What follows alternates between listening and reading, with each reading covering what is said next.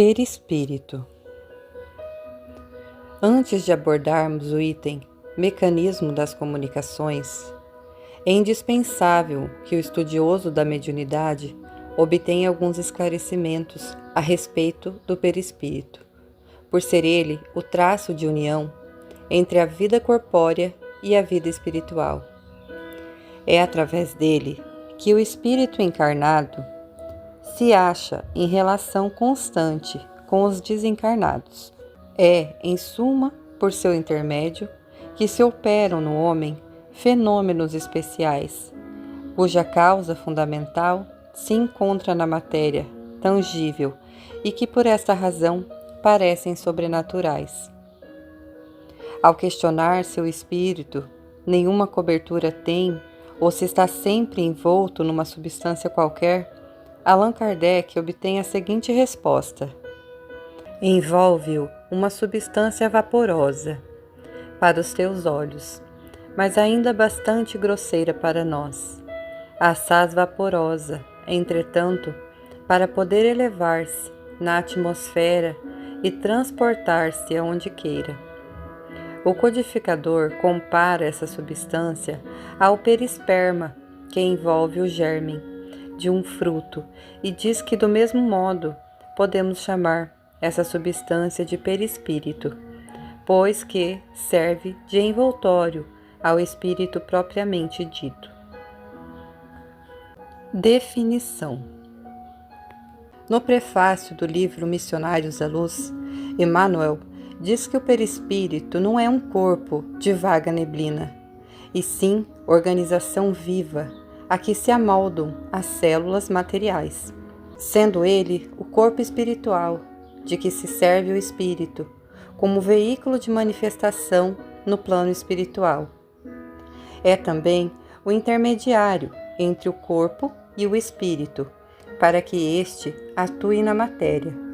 Por ocasião da morte, somente o corpo físico é destruído, conservando o espírito o seu corpo espiritual ou perispírito. É ainda através dele que a alma comprova a sua individualidade após a desencarnação, pois ela continua a ter um fluido que lhe é próprio e que guarda a aparência de sua última encarnação.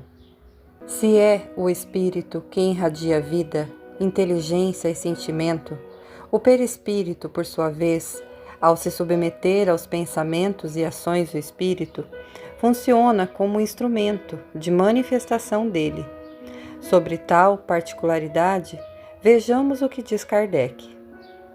O pensamento do encarnado atua sobre os fluidos espirituais, como os dos desencarnados, e se transmite de espírito a espírito pelas mesmas vias e, conforme seja bom ou mal, saneia ou vicia os fluidos ambientes, sendo o perispírito dos encarnados de natureza idêntica à dos fluidos espirituais.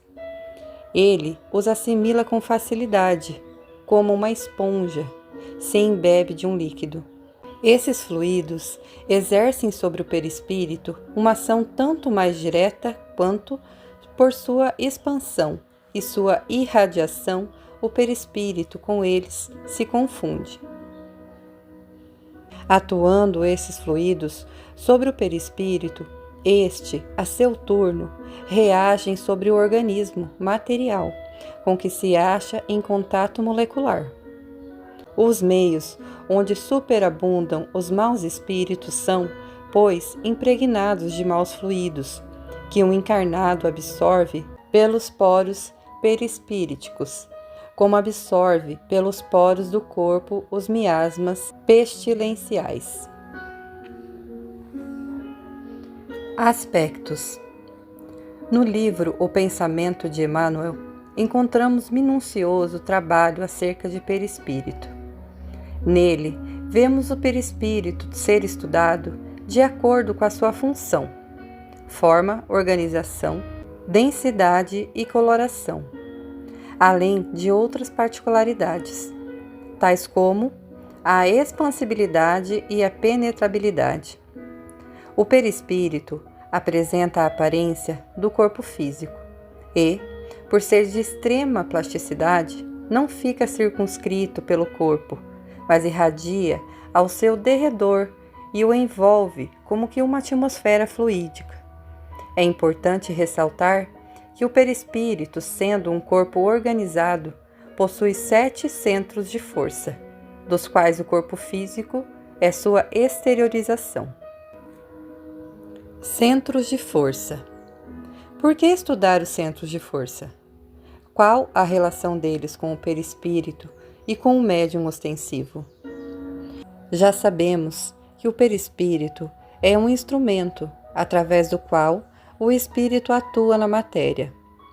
Sendo um corpo sutil, organizado, modelador do corpo biológico, ele rege a atividade funcional dos órgãos físicos através dos centros de força, conhecidos por fulcros energéticos, que são, sob a direção automática da alma, imprimem às células a especialização extrema. Eles funcionam como canais receptores e emissores de energia e se localizam no perispírito, com exceção dos centros de força frontal e coronário, que no corpo físico correspondem a estruturas dentro do crânio. Todos os outros centros de força têm uma correspondência no corpo humano através dos plexos, que são entrelaçamentos nervosos, de acordo com André Luiz. O nosso corpo de matéria rarefeita está intimamente regido por 7 centros de força, que se conjugam das ramificações dos plexos e que, vibrando em sintonia uns com os outros, ao influxo do poder diretriz da mente, estabelecem para o nosso uso um veículo de células elétricas que podemos definir como sendo um campo eletromagnético, no qual o pensamento vibra em circuito fechado. Atentos a semelhante realidade, é fácil compreender que o sublimamos ou desequilibramos o delicado agente de nossas manifestações, conforme o tipo de pensamento que nos flui da vida íntima. Ao analisar a fisiologia do perispírito, André Luiz classifica os seus centros de força relacionando-os a regiões mais importantes do corpo terrestre. Temos assim, por exemplo, máxima do veículo que nos presentemente o centro coronário, que, na Terra, é considerado pela filosofia hindu como sendo o lótus de 1000 pétalas. Por ser o mais significativo em razão do seu alto potencial de radiações, de vez que nele assenta a ligação com a mente, fulgurante sede da consciência, esse centro recebe em primeiro lugar os estímulos do espírito, comandando os demais, vibrando, todavia, com eles, em justo regime de interdependência. Considerando, em nossa exposição, os fenômenos do corpo físico e satisfazendo aos impositivos de simplicidade em nossas definições, devemos dizer que dele emanam as energias de sustentação do sistema nervoso e suas subdivisões, sendo responsável pela alimentação das células, do pensamento e o provedor de todos os recursos eletromagnéticos indispensáveis à estabilidade orgânica. É, por isso, o grande assimilador das energias solares e dos raios da espiritualidade superior, capazes de favorecer a sublimação da alma. Logo após, anotamos o centro cerebral, contíguo ao centro coronário, que ordena as percepções de variada espécie, percepções essas que, na vestimenta carnal, constituem a visão, a audição, o tato e a vasta rede de processos da inteligência que dizem respeito à palavra, à cultura, à arte, ao saber. É no centro cerebral que possuímos o comando do núcleo endocrínico, referente aos poderes psíquicos. Em seguida, temos o centro laríngeo, que preside aos fenômenos vocais, inclusive as atividades do timo, da tireoide e das paratireoides. Logo após, identificamos o centro cardíaco, que sustenta os serviços da emoção e do equilíbrio geral. Prosseguindo em nossas observações, assinalamos o centro esplênico, que no corpo denso está sediado no baço, regulando a distribuição e a circulação adequada dos recursos vitais em todos os escaninhos do veículo de que nos servimos. Continuando, identificamos o centro gástrico, que se responsabiliza pela penetração de alimentos e fluidos em nossa organização. E por fim, temos o centro genésico, em que se localiza o santuário do sexo, como templo modelador de formas e estímulos.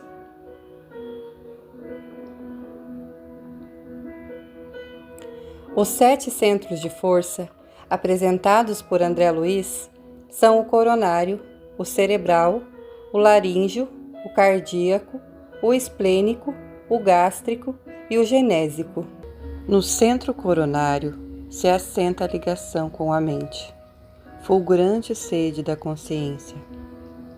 Segundo André Luiz, dele emanam as energias de sustentação do sistema nervoso e suas subdivisões, sendo responsável pela alimentação das células, do pensamento e provedor de todos os recursos eletromagnéticos indispensáveis à estabilidade orgânica. Tendo em vista a função do centro coronário, é necessário mencionar o papel da glândula epífise ou pineal. A epífise é a glândula da vida mental. Ela acorda no organismo do homem, na puberdade, as forças criadoras e, em seguida, continua a funcionar como o mais avançado laboratório de energias psíquicas da criatura terrestre. A epífise se localiza no cérebro, tendo atribuição importante no suprimento dessas energias. Ligada à mente, através de princípios eletromagnéticos do campo vital, que a ciência comum ainda não pode identificar, comanda as forças subconscientes sob a determinação direta da vontade. As redes nervosas constituem-se os fios telegráficos para ordens imediatas a todos os departamentos celulares e sob sua direção efetuam-se os suprimentos de energias psíquicas a todos os armazéns autônomos dos órgãos, manancial criador dos mais importantes. Suas atribuições são extensas e fundamentais. Ao observar um médium em serviço, André Luiz assinala que a glândula pineal transforma-se em núcleo radiante e, em derredor, seus raios formavam um lótus de pétalas sublimes. Quanto mais lhe notava as singularidades do cérebro, mais admirava a crescente que a epífise deixava perceber. A glândula minúscula transformara-se em núcleo radiante, e em derredor seus raios formavam um lótus de pétalas sublimes. Examinei atentamente os demais encarnados. Em todos eles a glândula apresentava notas de luminosidade, mas em nenhum brilhava como no intermediário em serviço. Sobre o núcleo semelhante, agora flor resplandecente, caíam luzes suaves, de mais alto, reconhecendo que ali se encontravam em jogo vibrações delicadíssimas, imperceptíveis para mim.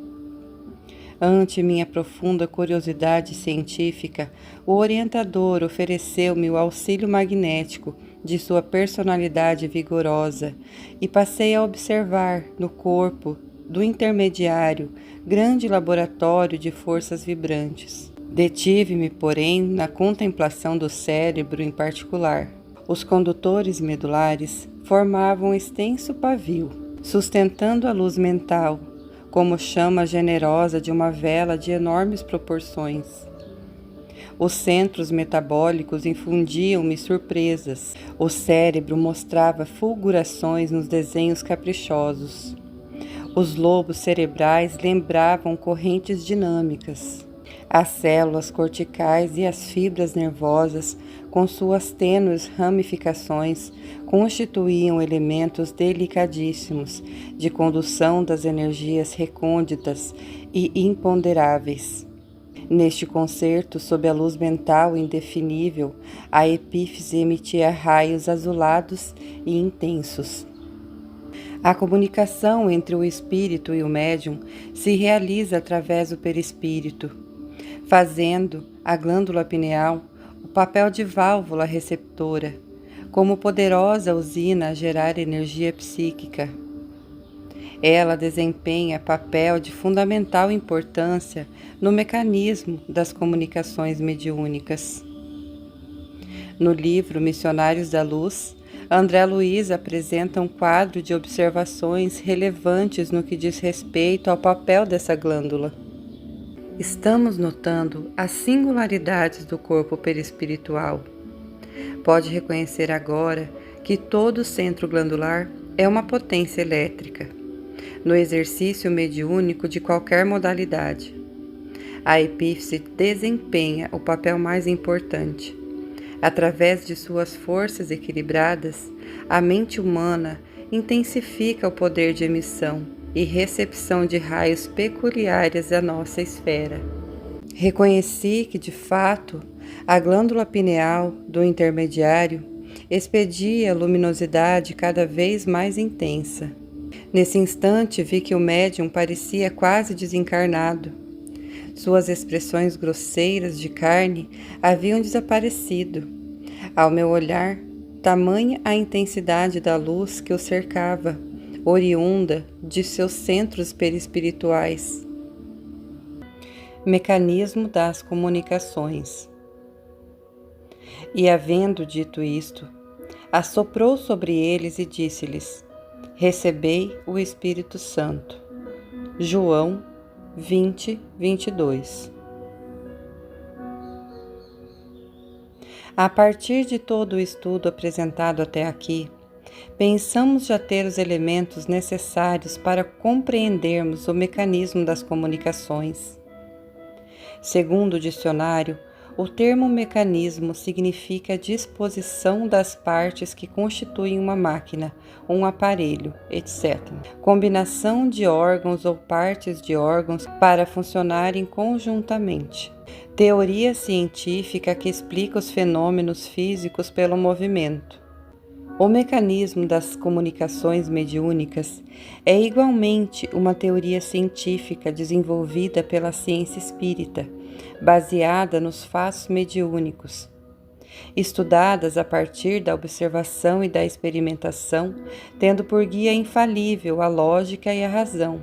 As manifestações mediúnicas passaram a integrar o capítulo dos fenômenos naturais, explicados pelo conhecimento das leis da natureza.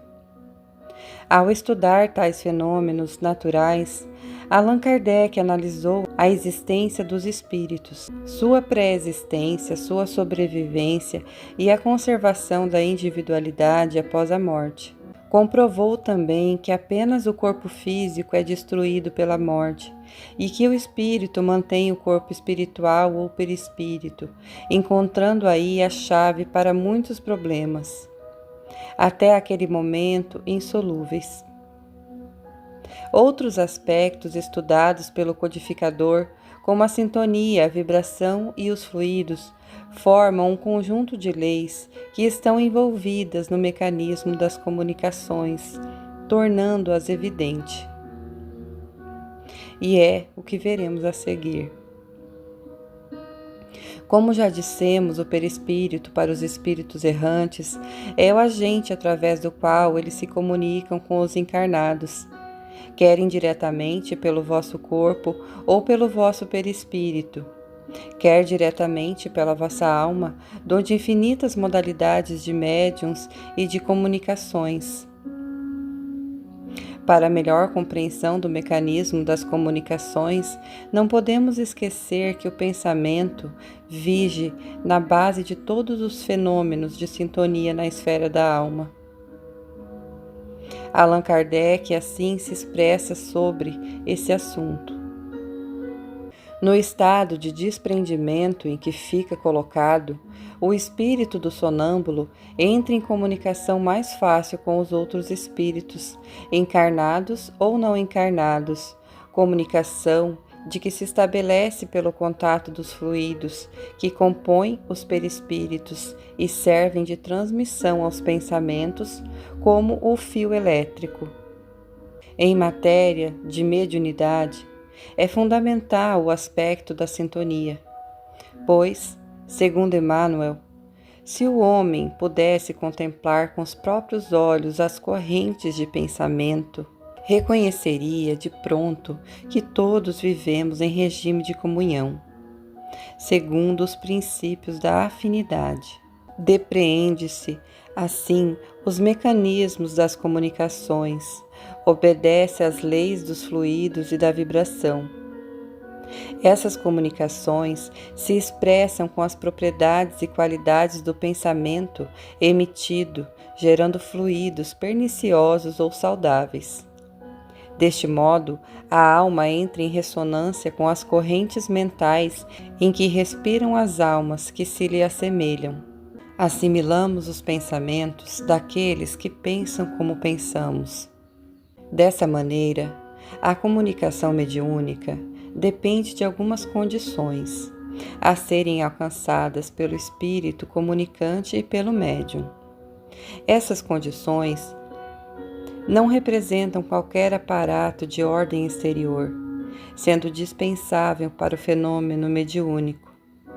Qualquer preocupação relativa à cor da roupa, ao ambiente, a acessórios para o médium e para a sala de reuniões, a posição corporal e disposição de cadeiras e mesa, ao uso de incensos ou outras condições que podem condicionar o médium e torná-lo dependente disso. O que deve existir entre o espírito e o médium é um ajuste vibracional, uma afinidade para que se estabeleça a sintonia, seja para transmitir as mensagens divinas ou para acolher aqueles que sofrem além das fronteiras da morte. Avaliemos, primeiramente, a comunicação mediúnica dos benfeitores espirituais, desenvolvida em consórcio com os médiuns nas reuniões mediúnicas. Para que um espírito superior entre em contato com espíritos menos evoluídos, é necessário reduzir o tom vibratório, a fim de se tornar mais denso o seu perispírito. Desse modo, os espíritos menos evoluídos poderão ver e ouvir os superiores. Para que o espírito se torne denso, os espíritos se impregnam de energias recolhidas no próprio ambiente ou fora dele, empregando muito esforço mental. No livro Sexo e Destino, André Luiz registra essa experiência ao tentar um diálogo com um obsessor. Desejava fazer-se invisível à frente de Moreira, espírito desencarnado, que, sintonizado com Cláudio, espírito encarnado, habitava o lar da família de Nogueira. Eis o relato. Poderia transfigurar-me, adensando a forma, como alguém que enverga roupa diversa. Recolhi-me em ângulo tranquilo à frente do mar, orei, buscando forças, meditei fundo, compondo cada particularidade de minha configuração exterior, espessando traços e mudando o tom da minha apresentação habitual. Quase uma hora de elaboração difícil esgotou-se, até que me percebi em condições de empreender a conversação cobiçada. Ao aproximar um espírito de ordem elevada, é preciso que haja esforço do médium e da entidade comunicante, já que ambos se encontram em níveis vibracionais e fluídicos diferentes. O espírito comunicante precisa diminuir a sua vibração, ao passo que o médium deve elevá-la. Por esse motivo, o médium precisa buscar o preparo físico e espiritual, o recolhimento, a concentração mental, o estudo, a oração e a disposição de servir. Além disso, não deve dispensar o estudo e, principalmente, o esforço diário de autoevangelização nas situações cotidianas. Ao procederem de tal modo, médium e espírito comunicante atingem um ponto comum, uma proximidade mental e fluídica, de maneira que as diferenças entre eles sejam minimizadas. É assim que o médium assimila através do perispírito os fluidos emitidos pelo perispírito da entidade comunicante. Fluidos que compõem os perispíritos e servem de transmissão ao pensamento como um fio elétrico. Vejamos a seguir 2 exemplos narrados por André Luiz. Enquanto o primeiro exemplo retrata a assimilação das correntes mentais de maneira mais fácil, o segundo mostra um processo mais difícil em face das diferenças existentes entre o médium e o espírito. Poucos minutos antes de iniciar o trabalho mediúnico, entrou no recinto o dirigente espiritual dos trabalhos, o irmão Clementino. No plano físico, Raul Silva, dirigente encarnado, já se encontrava devidamente preparado para a tarefa. No momento da prece, o irmão Clementino colocou a destra na fronte de Raul Silva, mostrando-se mais humanizado. Aulus explica o quadro. O benfeitor espiritual, que ora nos dirige, afigura-se nos mais pesado porque amorteceu o elevado tom vibratório em que respira habitualmente, descendo a posição de Raul, tanto quanto é possível para benefício do trabalho começante. Influencia agora a vida cerebral do condutor da casa à maneira de um musicista, emérito, manobrando, respeitoso, um violino de alto valor, do qual conhece a firmeza e a harmonia. O mentor desencarnado levantou a voz comovente, suplicando a bênção divina, com expressões que nos eram familiares. Expressões estas que Silva transmitiu igualmente em voz alta, imprimindo-lhes diminutas variações. Ao apresentar a comunhão entre Clementino e Silva, no momento da prece, Aulus esclarece clara e precisamente o fenômeno ocorrido com base do processo de assimilação das correntes mentais. Vimos aqui o fenômeno da perfeita assimilação de correntes mentais que preside habitualmente a quase todos os fatos mediúnicos.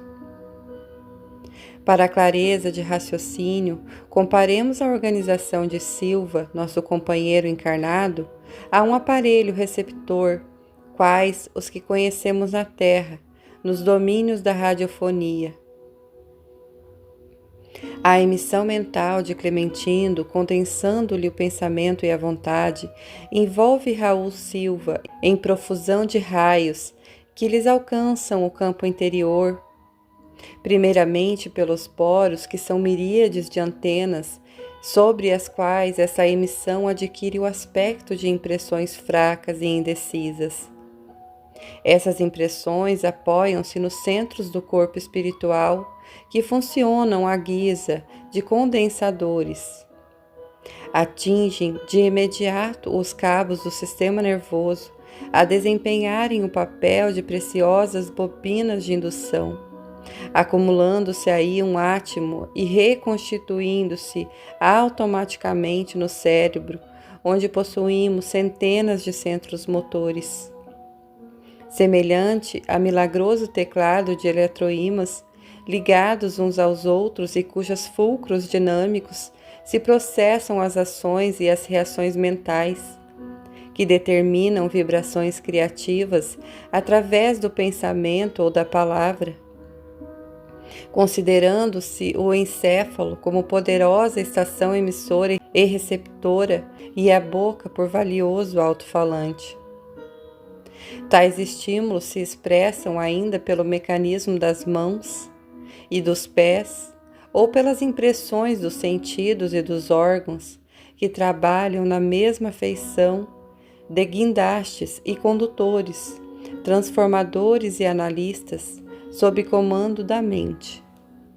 O segundo caso retrata a dificuldade encontrada pelo espírito e pela médium no desenvolvimento do trabalho. Tratava-se de um médico desencarnado que deixou a experiência física antes de concretizar alguns projetos de assistência fraternal aos doentes pobres. Ao perceber a possibilidade de algo fazer além-túmulo, obteve permissão para atuar junto a um grupo de médiuns, a fim de efetuar um plano de socorro aos enfermos, desamparados. Dos 11 componentes do grupo, 8 guardavam atitude favorável. Entretanto, a médium Eulália era a que se encontrava em estado receptivo mais adiantado e se aproximava mais do tipo necessário. Ainda assim, explica Calderaro, que o médico não encontrava em sua organização psicofísica elementos afins perfeitos. Vejamos a narrativa.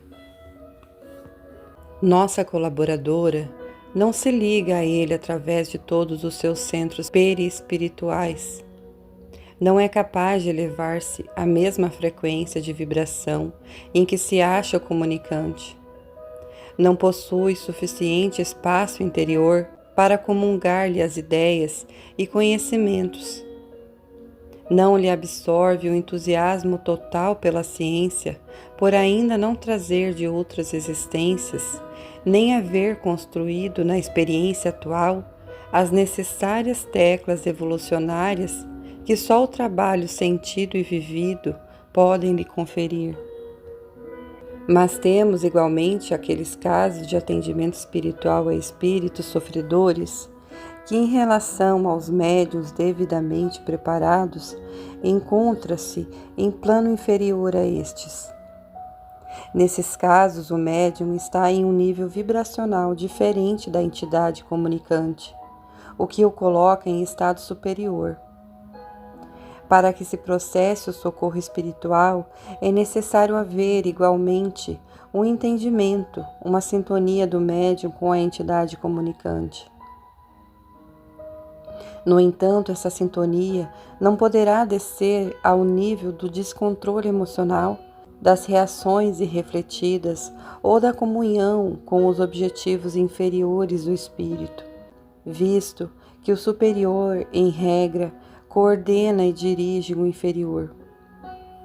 Por isso, deve o médium preparar-se convenientemente para o trabalho, por meio de oração, vigilância, concentração e tantos outros fatores que influenciam na harmonização interior e, consequentemente, na irradiação dos fluidos saudáveis. A passividade do médium se reflete na assimilação, através do seu perispírito, dos fluidos emitidos pelo perispírito do comunicante. Nesse instante, alguns reflexos de dor, mal-estar, pensamentos e ideias inferiores poderão assaltar o psiquismo e a organização psicossomática do medianeiro, até que o companheiro seja atendido pela palavra fraternal do dialogador, ou pelo socorro da prece. Ao final do atendimento, o médium naturalmente tornará ao seu estado de equilíbrio e bem-estar, proporcionado pela prece e pelo desejo de servir ao bem. Em qualquer um dos casos, observamos que o mecanismo das comunicações se realiza pela identificação psíquica e fluídica de suas entidades, encarnadas ou desencarnadas, que, sintonizadas, compartilham pensamentos, emoções e vibrações. Vejamos o que afirma Kardec. O fluido perispíritico é o agente de todos os fenômenos espíritas, que só se podem produzir pela ação recíproca dos fluidos que emitem o médium e o espírito.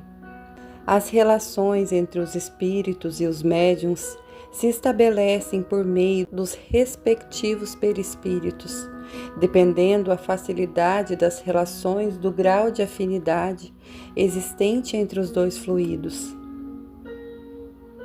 Há alguns que se combinam facilmente, enquanto outros se repelem, donde se segue que não basta ser médium para que uma pessoa se comunique indistintamente com todos os espíritos. Há médiuns que só com certos espíritos podem comunicar-se, ou com espíritos de certas categorias, e outros que não o podem, a não ser pela transmissão do pensamento sem qualquer manifestação exterior. Por meio da comunicação dos fluidos perispíriticos, o espírito, por assim dizer, se identifica com a pessoa que ele deseja influenciar. Não só lhe transmite o seu pensamento, como também chega a exercer sobre ele uma influência física, fazê-la agir ou falar à sua vontade, obrigá-la a dizer o que ele queira, servir-se, numa palavra, dos órgãos do médium, como se os seus próprios fossem. Pode, enfim, neutralizar a ação do próprio espírito, da pessoa influenciada, e paralisar-lhe o livre-arbítrio. Os bons espíritos se servem dessa influência para o bem, e os maus para o mal.